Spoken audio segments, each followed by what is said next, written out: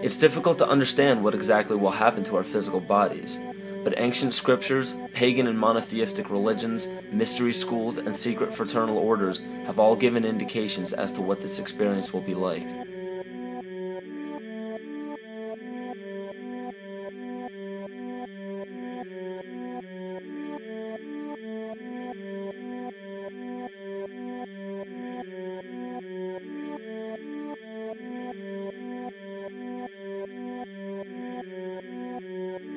This will be the shift of the ages, the transcendental period of monumental changes to humanity. Those unprepared for this transition will likely not be able to cope with the rapid changes in the psyche.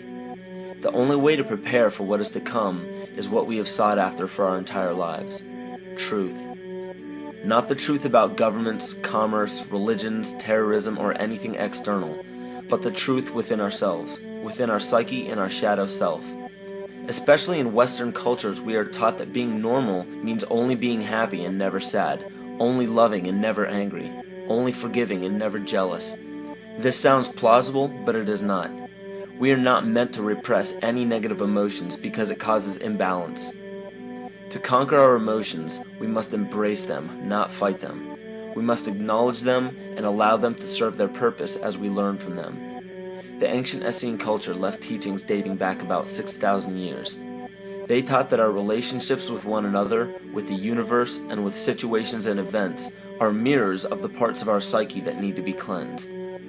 Author Greg Braden beautifully explains this entire segment at great length in his work. His hard work and understanding of these subjects contributed largely to the marriage between science and spirituality.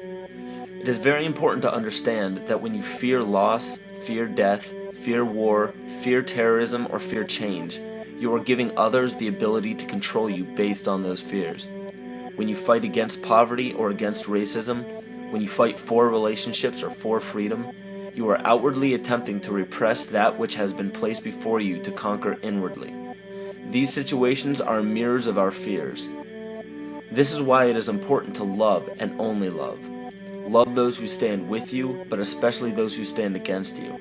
Don't look at your fears as a threat. Rather, understand that this material world is only a physical manifestation of either the love or fear in your consciousness. It's as plain as day. All you need to conquer in your life is in your face. If you want to understand what your true inner fears are, analyze your ambitions and your inhibitions. Everything explained here about the esoteric agenda of the elite few at the very top is nothing to fear. They have been at work for thousands of years behind the scenes to manipulate humanity, and it has worked. Until now. It's very easy for any system of thought, religious or otherwise, that comes along. It's very easy to play on that, to play on our insecurities, to assure us all is well, we'll all be taken care of. We lap that up. So don't blame religion. Blame our own insecurities, which has allowed religion to flourish and which has allowed so many systems of thought that are disempowering to flourish throughout human history. That's why we can't get out of it.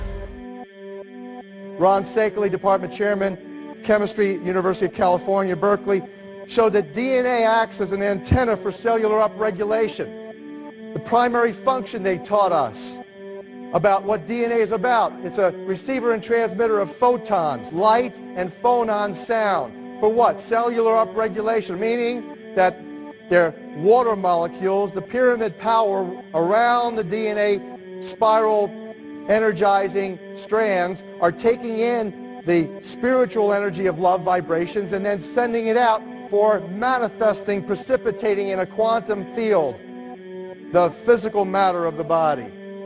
These are hertz, frequencies, or cycles per second that the musicians can retune their instruments to play and experiment with. Why? Again, these are the Creator's musical scale, the original solfeggio, buried for 3,000 years in the Bible. So the ancient priests who knew how to levitate the huge stones for the building of the pyramids and the Masonic knowledge that predated ancient Egypt, the ability to have this information, these frequencies, serve the function of creation, destruction, and miracles on behalf of the empowered people who had access to this knowledge. I say that because of this metaphor.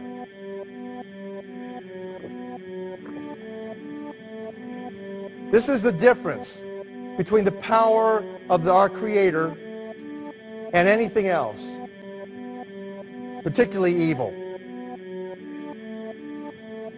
That you can go into a pitch black room full of evil, full of darkness, and light a little candle, and instantly that darkness flees. But you can't do the opposite. You can't go into a well-lit room full of truth and wisdom and righteousness and joy and health and harmony with the universal power. You can't take any amount of darkness and go into that well-lit room and have any effect whatsoever. That is the metaphor which I frequently think of when I think that I'm not empowered.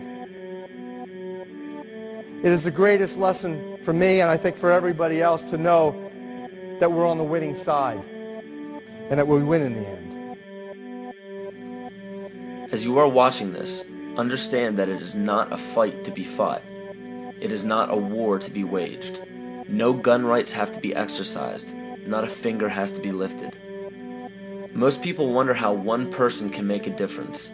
They ask that if all this is so simple and this information is available, why hasn't someone else conquered their fears and changed the world for everyone else? This is the most difficult and beautiful conundrum to our lives. Your reality affects you and only you.